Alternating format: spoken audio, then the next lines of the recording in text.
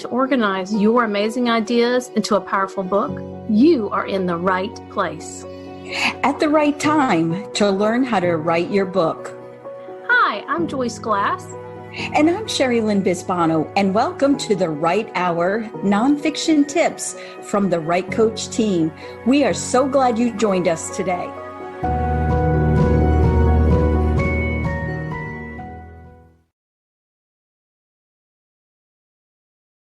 Welcome to episode 1202 of the Write Hour. I'm excited to share another TWC success story. Grace Church joined the Write My Book Bootcamp last year after finding success with the Get the Book Out of Your Head 5-day challenge. Her skepticism turned to excitement when she created an outline for her book in 5 days. For 5 years, her book idea had been rolling around in her head, but she never knew where to begin. She didn't know how to organize her ideas and just get started. Maybe you feel that way too. She shares her writing journey and how the Write plan helped her discover what her audience needed. Grace is a screenwriter, blogger, and aspiring author.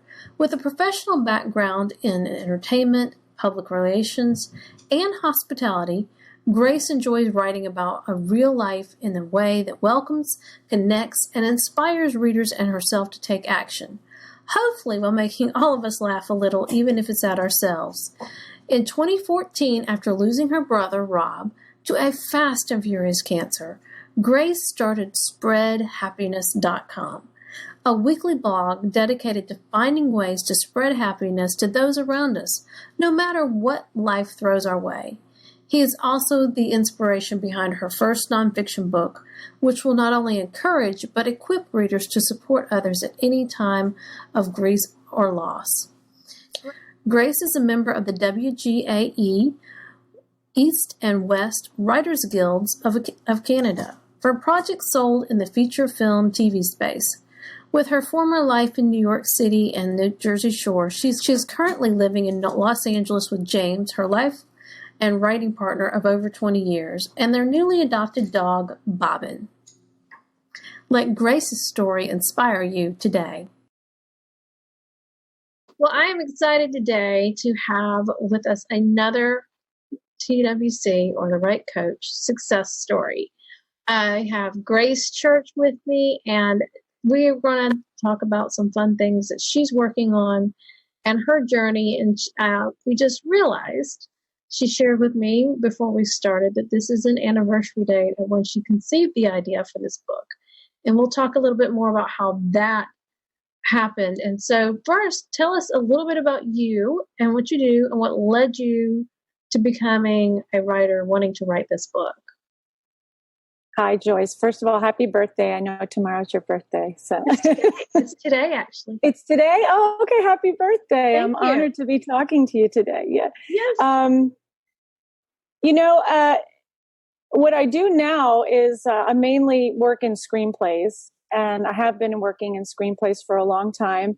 Mm-hmm. I have a background in public relations and entertainment and hospitality.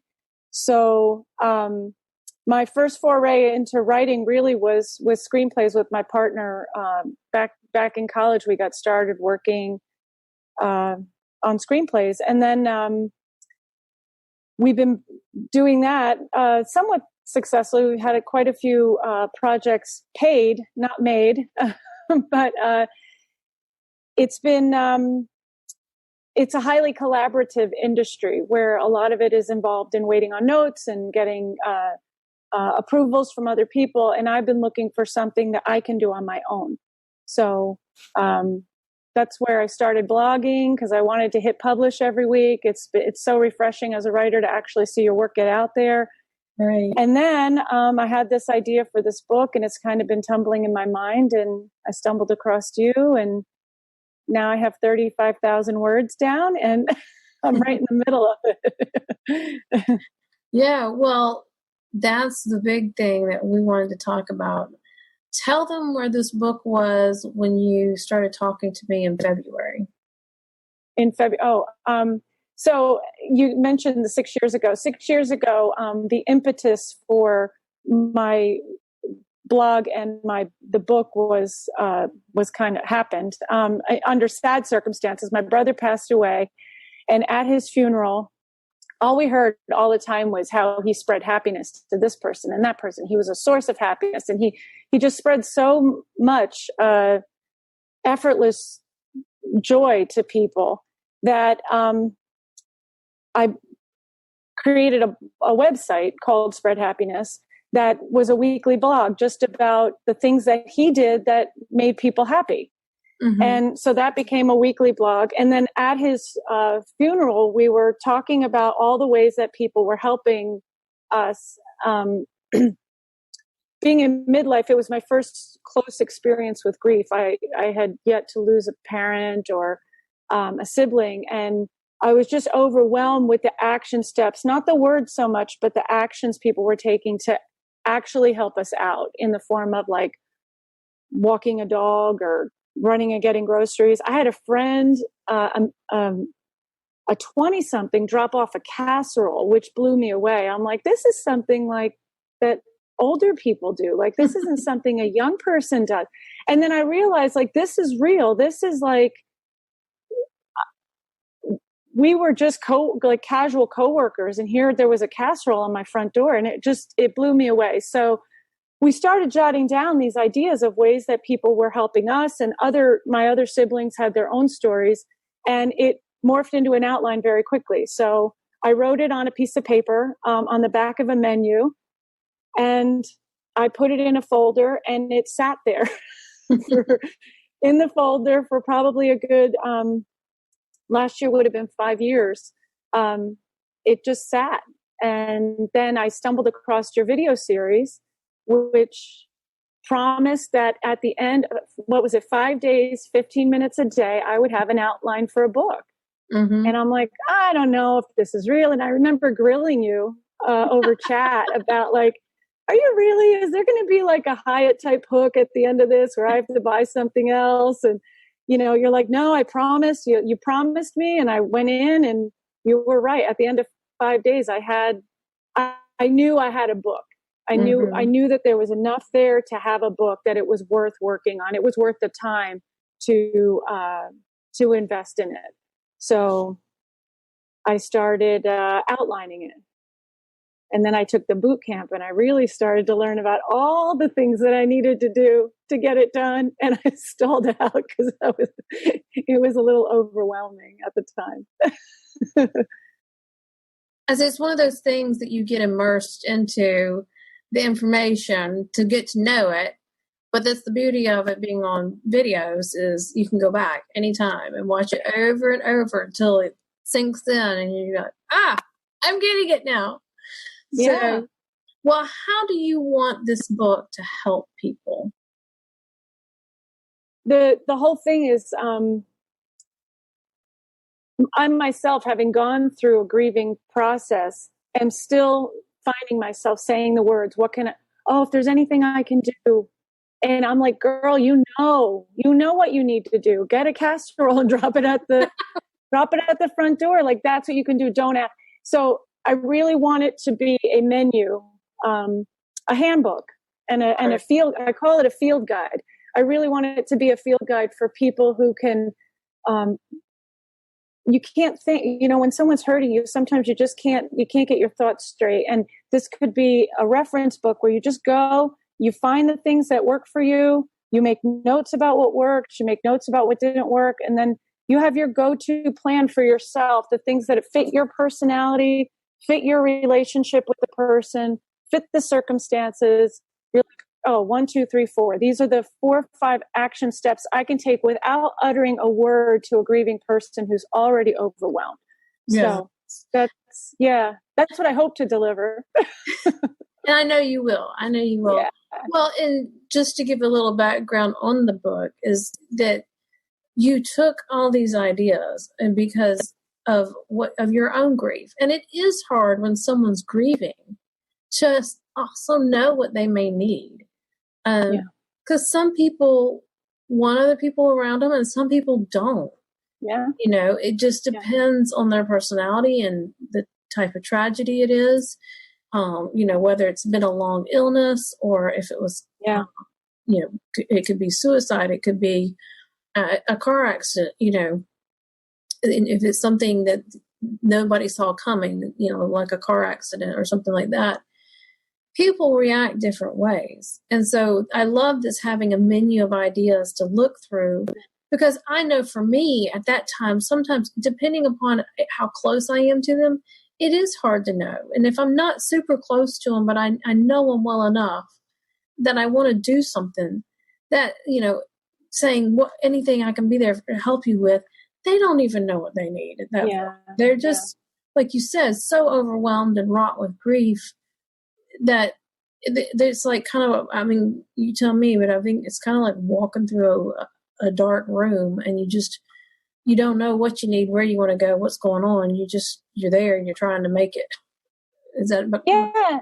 And every person, grief is highly personal, and I'm certainly not an expert on it at all, except for my own experience. Everyone is in a different place, and there's no way to guess. And so I'm not, like I was saying, I definitely am not a grief expert on anyone's grief other than my own. And people I've talked to, I have their experience. But the way I want to design the book is that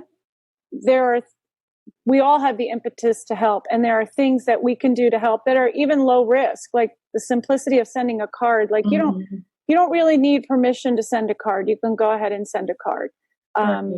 You can show up at a funeral. People, despite what people say, sometimes you do remember who comes to a funeral. It stands out to you. There's all these things. And then even just remembering anniversary dates are a big deal to some people. To some others, they don't want to remember. But I have people who reach out to me every year on the anniversary and just say, hey, I'm thinking about you. And I might not ever hear from them again. And just the fact, they're not asking me how I'm doing. They're not asking me questions. They're just letting me know that my name crossed their mind, and that's enough, And then, yeah.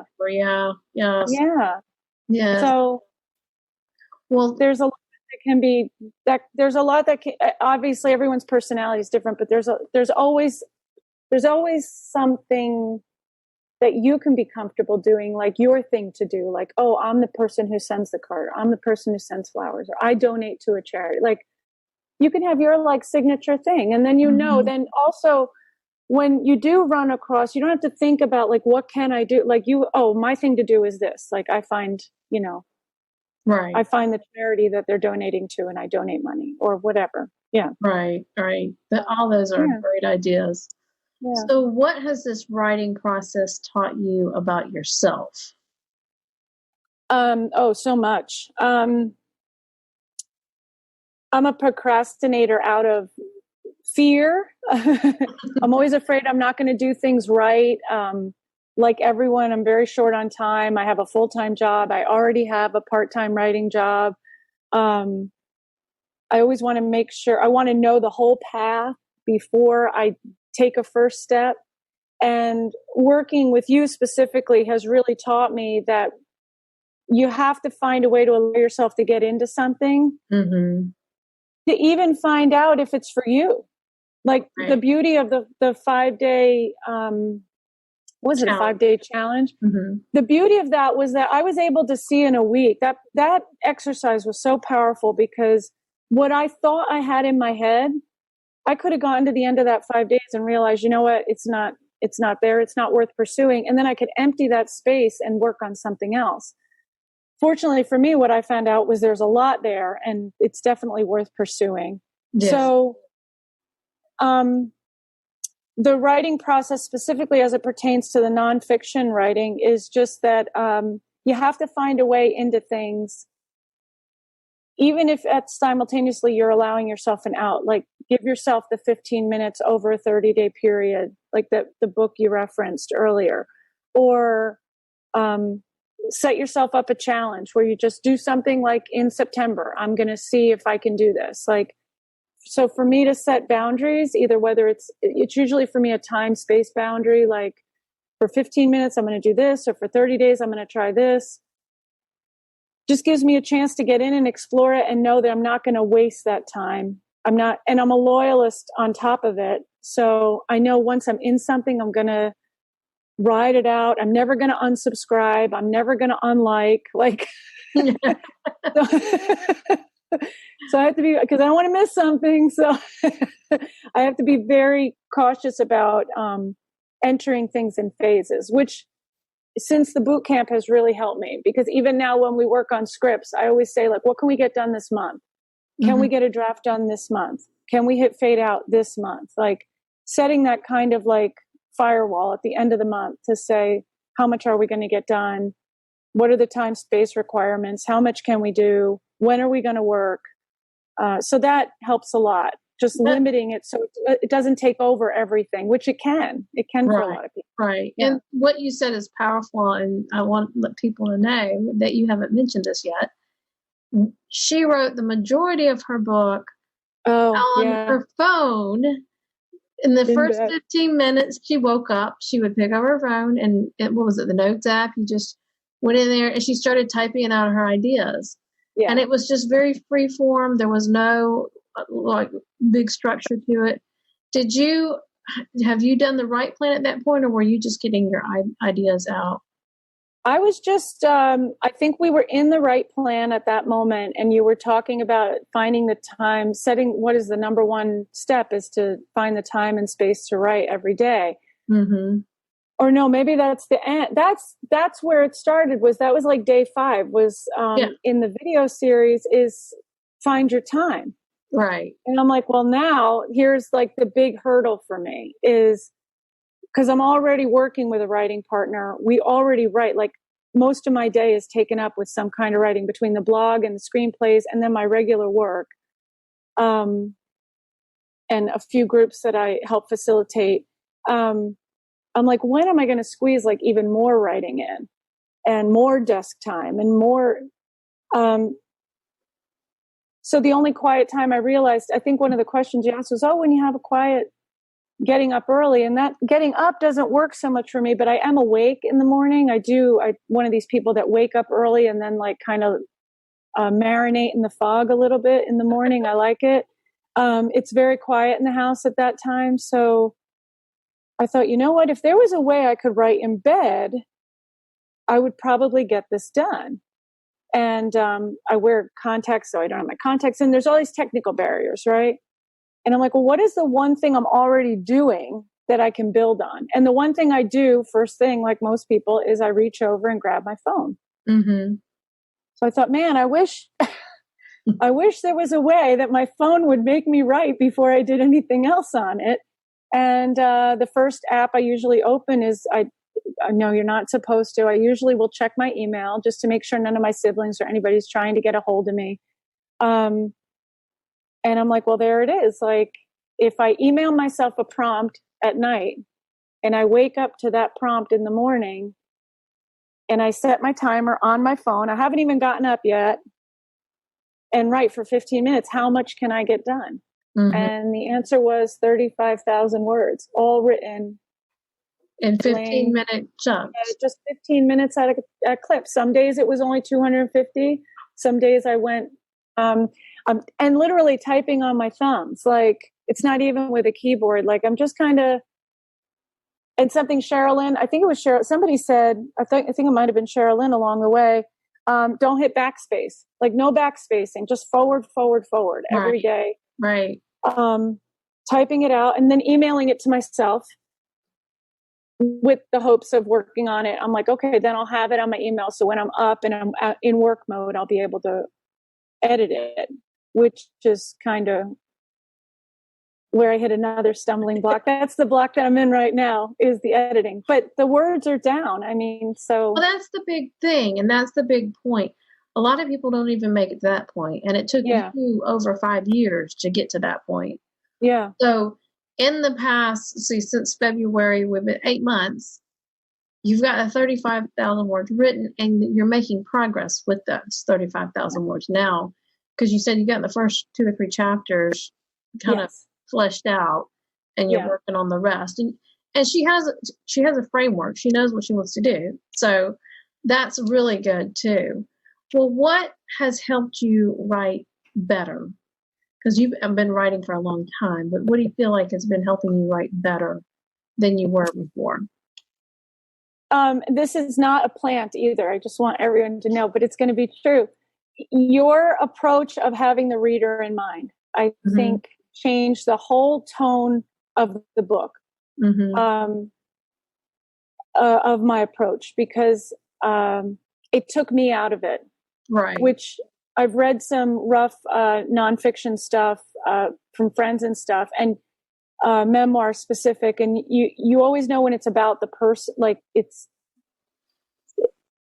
you feel like what is in this, not, it sounds so selfish, but like when you read a book, you're getting something for yourself out of it. Right. I read a lot of nonfiction. It's my preferred. I hardly read any fiction at all. Mostly nonfiction. And it's usually because I want to learn something about myself or get better at something myself or hack something myself. And when you read a book that starts all of a sudden becoming very author centric, it becomes a distraction in a way. Like, I don't know, where is this headed? It sounds so bad, but like. Well, no, it's true.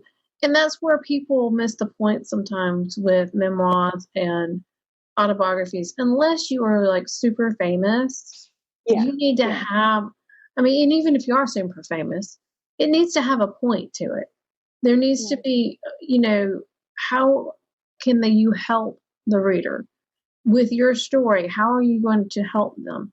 There needs to be a twist to give them something to think about, or something for them to journal about, or inspire them in some way. You just don't want to read somebody's story. It's kind of like reading somebody's story is like seeing somebody else's vacation pictures. Not a whole lot of fun for you. It's like, well, that's cool. You've got 15 pictures of waterfalls. I wasn't there, but that's great. If they describe them nicely, then it's okay, right? If they're accompanied by some text, I'll definitely stop and look. I like when people caption, like they'll put 15, 20 pictures up, but then each one will have a little like caption of what, like kind of old school journalist style. Right. What's going on? Or where are you at? Or who are you with? Who are these people? Exactly. Because not everybody knows all of your family and your friends. And so, yes. But there needs to be a point. And that's why I teach so much about keeping that reader in mind. Because if you don't, it is going to fall flat. And it's just going to be noise out there that you're making, and you're not really making a difference.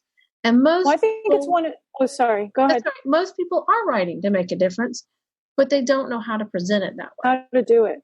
Yeah. And that's what was so, I knew on day one, I think it was one of the first days in that video. I don't know I'm sorry. I keep referring to that, and I know you might not even offer it anymore, but it was so powerful. I will definitely offer it again. And for those of you listening and you don't know, it's actually still in the Write My Book group. I haven't taken it. I don't think I've taken it out. It's in there. If you look under the units, there's the 5-day challenge is in there from the last time I did it. So, well, trust me, if anyone can get their hands on it, it's so powerful, because it really that first question of, I think it's like, and you start each chapter with the same question, like, what do you want the reader to do? What action do you want them to take? Like, it really constantly is bringing it back to, and it sounds so blunt. My Jersey ears are comfortable with it, but other people might feel like a very blunt and insensitive question, but it's really valuable to ask what is in it for the reader. Why are they spending their money, their time, their attention, the space on their bookshelf? Like, is it going to improve someone's life that they spent this time with your, whatever it is, even a blog post, even honestly, a social media post. Like, if you're going to post on social media, recognize that it takes me one whole thing to scroll past it or to click on it. I always try when I post to keep other, like, what am I putting this up for? Right. And maybe it is just to share the water. It was an amazing waterfall, and that's great. Like, I like those pictures, especially nowadays. Oh my God, bring waterfall pictures. I know. I am dying to go somewhere. Like anywhere. Well, actually, we went to Atlanta this past weekend to celebrate my birthday with my family. You crazy. Wow. And we went to the, wow, man, went all the 2 hours away. And, God, I told my husband, I said, I just need to get out of the house. Like he's still working and he still gets out of the house. I'm working from home. I mean, I go to the grocery store every couple of weeks, and I might go I've been to the chiropractor for the first time since COVID started last week. What a treat. Yeah, it was a treat. It's like, woohoo. So I got a pedicure when we were out there. Oh, goodness. We went to the Battery where the Atlanta Braves, it's I don't know, what do you call it? The center around the stadium. It's a place where there's shops and venues, and you can watch the game if you want to watch the game. I could have cared less about the game. I'm just there to see people. Sure. Yeah. and get out. And they had this wonderful decorating store that was up my alley. I could have stayed in that store the whole time. And we ate at this great restaurant, but we had waited 2 hours to get in. Yeah. But it was just fun to go out and do something different and be somewhere else. That's the thing right now that I'm just like, oh, get me out of here. Yeah, we stretched our, because Los Angeles is pretty well locked down. We stretched our legs a little bit, we went all the way up 90 minutes, not even away, to Santa Barbara, only to find that the beaches were entirely closed. The bathrooms were closed. Everything was closed. That makes for a rough trip if you can't go to the beach or the bathroom. Like, oh my God, like take me back to Los Angeles. I'll stay in my apartment and behave. It's fine. I promise. No, we did. Yeah, I did find, I found a way to make it work, but it's nice to get out and see something different. I clearly seeing the value of that now. Yeah. Yeah, it is. It is. Well, the question you were talking about is the outcome question. What do you want the reader to think, feel, or do after they read the book? And that is an important question that a lot that don't think about. And it does to help frame your writing, doesn't it? To when you have that, think about that outcome. It's the Stephen Covey thing. Keep the end in mind. End in mind. Yeah. You start with the end in mind. So I love that. Well, tell us, we've talked a little bit about it, but tell us about your writing time. Do you have a consistent time you write? Do you write daily? What are some things that work for you and don't work for you? And as you know, Grace, there is no right or wrong answer to this. I know. I have to preface that for Grace because she can be hard on herself. Yeah, I'm very, I'm lucky in the sense that I don't know, it's not really luck, but it's just me and my writing partner. We live together. We have a dog, but there are no children. We're 3,000 miles away from our family, which right now is very difficult. Mm-hmm. We both do work full time in addition to our writing, but it's really work and writing. And as a side note, I recently moved to Los Angeles. It's been 4 years. Moving to where I need to be has really helped narrow my focus on the writing. The reason I am here is for writing. I'm not here for weather. Clearly not here to go to the beach since there's no bathrooms open. No, I'm just kidding. But so that has helped narrow my focus. But so I get a lot of time when I'm not working at my job, to write or clean the house. So I write first thing in the morning. I still try to keep my 15 minutes every morning, which is much easier when I have a prompt. So I'm still working, and that might be another book down the line, but just having the prompts really helps get me going. And then I know whatever happens in the day, I've written those 500 words. Right. So even if it's hashing out a blog post or something, because I blog weekly, that's been helpful. So that's my first writing. Shortly after that, I do a little bit of devotion writing, which just is a personal type of writing, but it's still writing, putting pen to paper. My midday is usually focused on editing or assembling. That's when my brain is clearest to help get a bigger picture on things. So I try to do, or if we have any deadlines, I'll be working on shaping something to actually hit send on work. So I use my midday brain for that part of the writing process. And then in the evenings, which is the most reliable time for my partner and I to be together, in the house, the day is settled, the work is done. We do our development work then. So we will often do idea development, or if we have pages that we're working on, scenes that we're working on, we'll work on that at that time. We can usually tolerate each other for about 90 minutes at 2 hours, and then we have to watch some funny sitcom or something to kind of shift back into relationship modes. So yeah. So I think for a lot of people right now, getting into different grooves and relationships because you're together all the time has definitely proven to be challenging. So I am sure you are not the only one who has had to make adjustments to your schedule some days. Well, what words of advice or encouragement do you have for writers who are struggling to write their book, or maybe they're like you, they've had this book idea that's been sitting in a folder for years? What advice do you have for them or encouragement? The first is to really listen to that. If an idea is dogging you, and just your invitation to even discuss this, I said, was like a cosmic kick in the pants.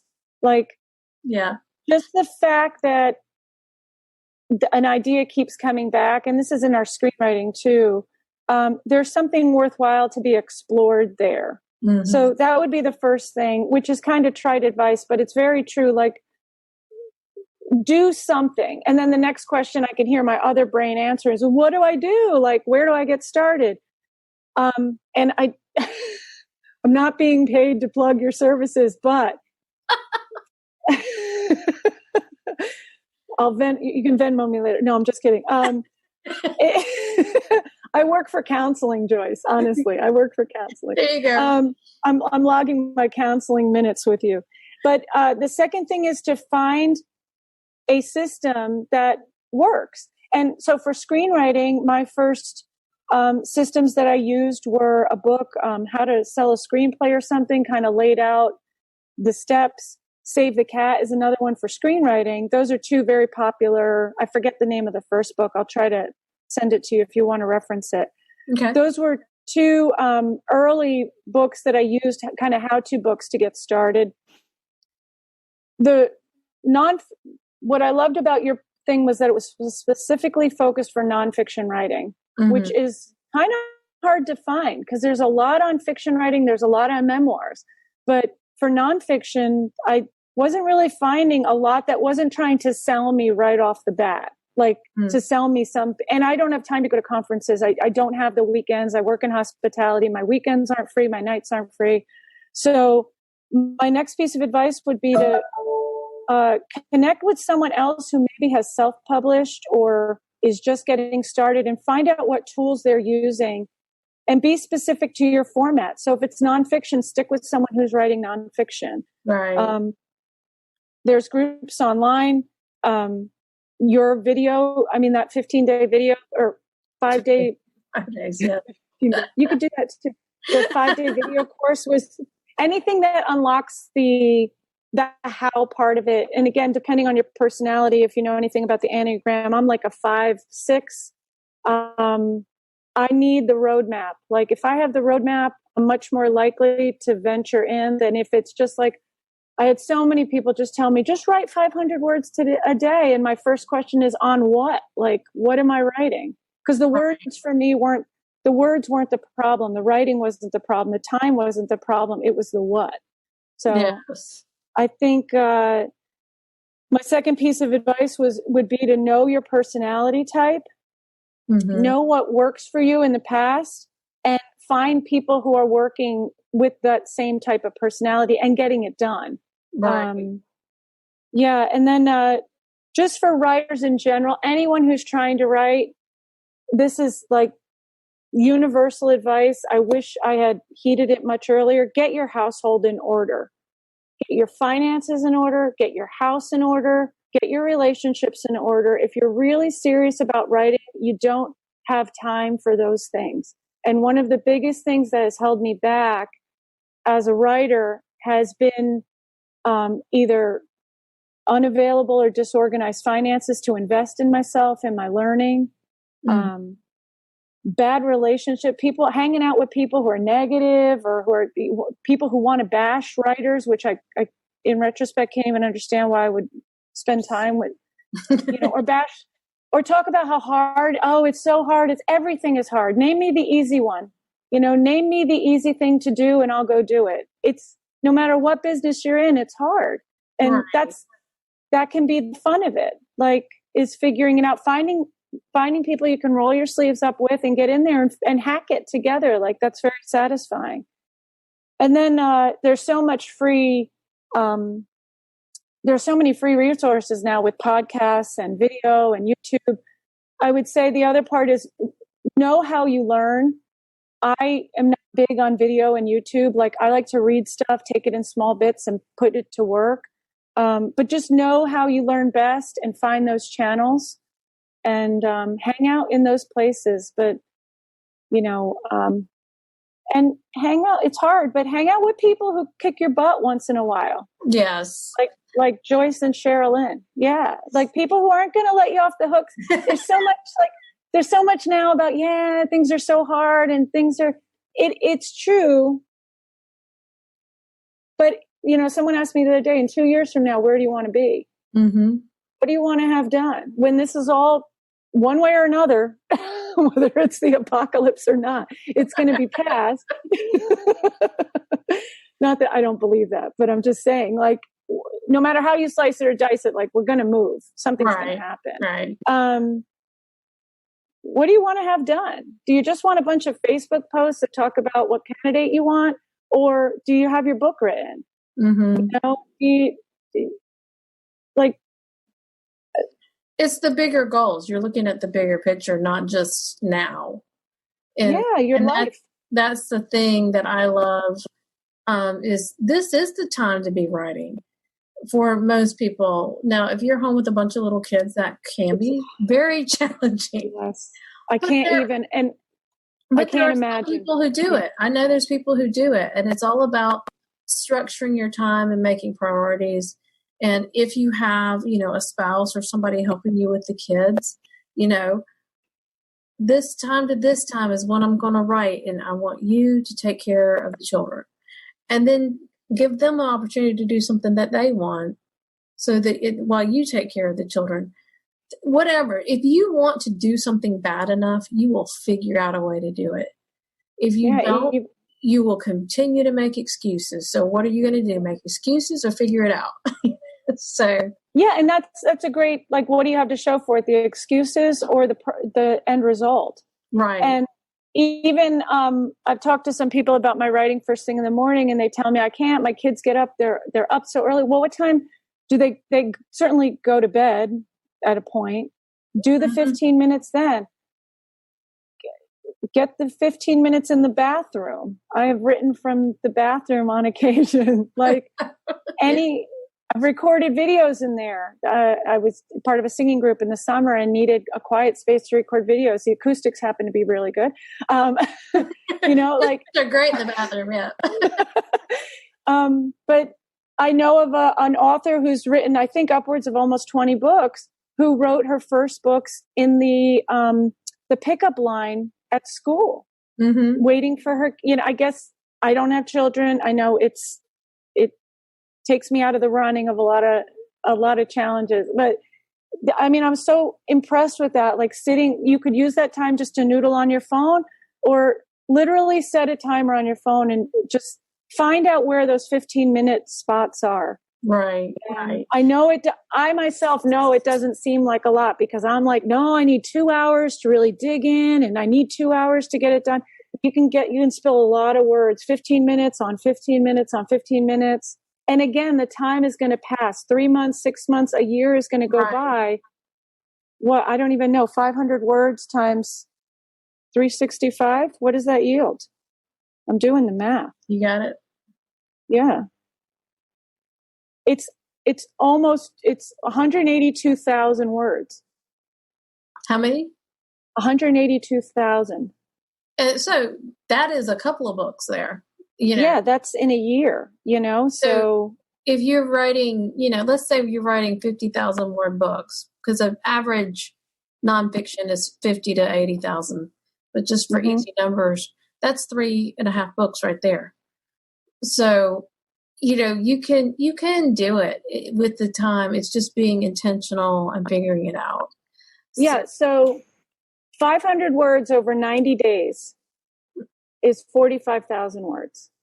And again, they're not perfect words. A lot of my words were repeated. They were wasted words, but it's the words. Right. You've got something to work with. You can work with words on a page. You can't work with a blank page. So no, and it can be really intimidating and deflating, and you feel regretful, and I don't know. So my biggest advice is just to try to find a way. There's other math, 15 minutes times. This is my favorite math. I wrote a blog post on this. Maybe I'll send it to you. You could. I can add 15 minutes. Anyway, it adds up 15 minutes a day over the course of a year. Mm-hmm. And everyone always says, well, if I could just get away for 2 weeks, or if I could just get away and work on my book, I think 15 minutes over the course of the year adds up to some crazy amount of time, productivity time. Yeah. It's the equivalent of like 2 to 4 weeks of work. Yeah. So if you do 15 times 365 and you divide that by 52 weeks, that's 105 minutes in a week that you're working, which is a little over an hour and a half. Yeah. A week. So and you multiply that times the 52, it's like 80 hours. That was my point. It's 80 hours. That's the 2-week vacation. Yeah. In 15 minutes a day. There you go. So, but to make it count, you want it to be focused. And this is where I'm such a fan of what you're doing, that you give the focus so that the 15 minutes is focused work and not just, because I know I've done that. And that's the mistake I made with my book, was just to kind of write very loose.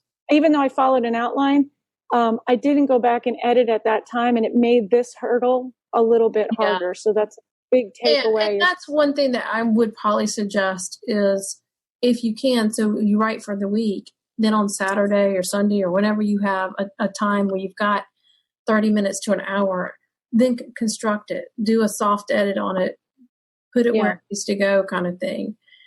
But I love this, Grace, and I love how far you've come, and I love working with you. It's been so much. You've been a pure joy to be around and to work with. And I love what you have suggested here, to make it intentional, and what were your other things that you said? Make it intentional and to know your personality, to find a system that works for you, and to make that even if it's 15 minutes, to make that writing time really focused and count for something. Yes. Yeah. Yes. And to get good teachers. There you go. And the system I teach is called the Write Plan. And it's just another way, an easier way to do an outline.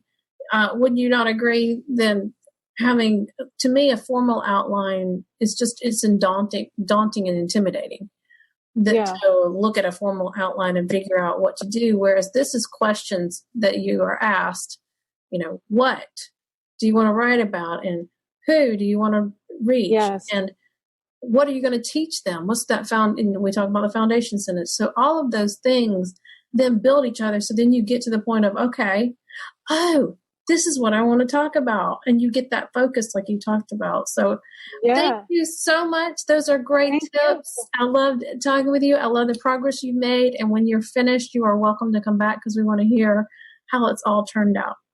So, I'll be your live coaching in progress. There you go. We'll see. Yeah, for sure. Well, great. Have a good day. Thank you so much, Joyce. You're welcome.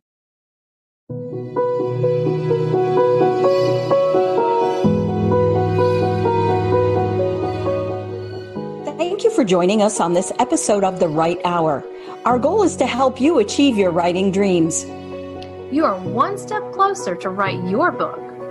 Learn how to get the book out of your head with the 4 steps we teach our clients. Sign up for the free email series at thewritecoach.biz.